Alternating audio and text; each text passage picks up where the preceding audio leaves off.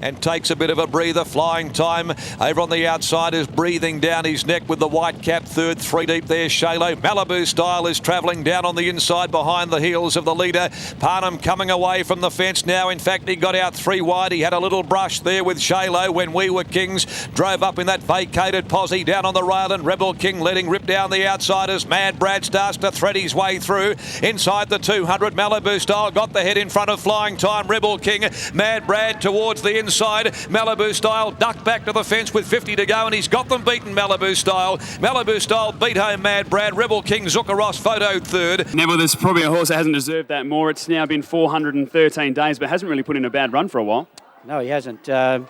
He's a horse that's sort of had a few little small issues along the way, and he's now trouble-free. Had a bit of foot problems, actually, and over the summer months, and he's come back really well, but he's run into Cool Passion twice at the 1,000 metres, and would have liked to take him out to the 12 last start, but that's all that was sort of around for him. And yeah, we put him in the 2 races today, but my main goal was to dodge Vega Magic, because we just saw a while back he's a very talented horse. So once I knew which way he was going, I selected this race, and on the limit at 54 and aided by a good gauge, he was always going to be very hard to beat. Probably a very smart move, dodging Vega Magic from what we saw there, but I guess you learnt a little bit here as well, stepping out to the 1,300 metres for the first time and ran through the line strongly.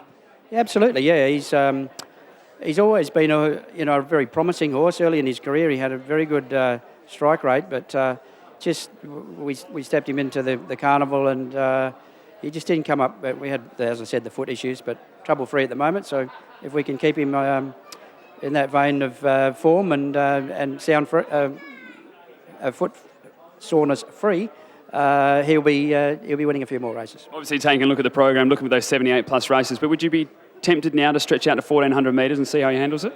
Oh, look, it wouldn't necessarily. I wouldn't be frightened to take him out there. It just depends on what's on the program, and but if it's anything like 1,200, 1,300 metres, that's probably the way I'd prefer to go. But yeah, look, it's good to get one on the board again for him. Certainly is. Well done, Neville. Congratulations. Cheers. Well, grab winning jockey now, Stephen Parnham. Stephen, a double for you now. Always good to have a nice day. Yeah, it was a very good day. Take that any day. Take this horse example now, as we said, been racing really well, but just hasn't had that killer punch over the 1,000 metres. Enjoyed the step up in distance.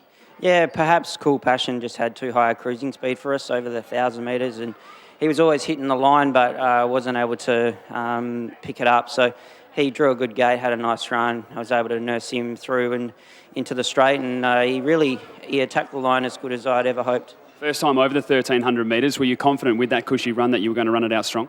Well, I guess you need to take that in mind when you go into the race, that he hasn't been to that distance before, and with the draw and the lightweight, it was in his favour to give him the chance, but I thought he handled that pretty well.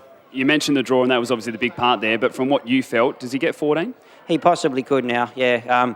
If you asked me that before that, I would have maybe had a query on it, but he ran through the line pretty strong today, so I think his turn of foot's really good. If he can run a 1,400, there's more there for him. Well done, mate. Congratulations. Thank you.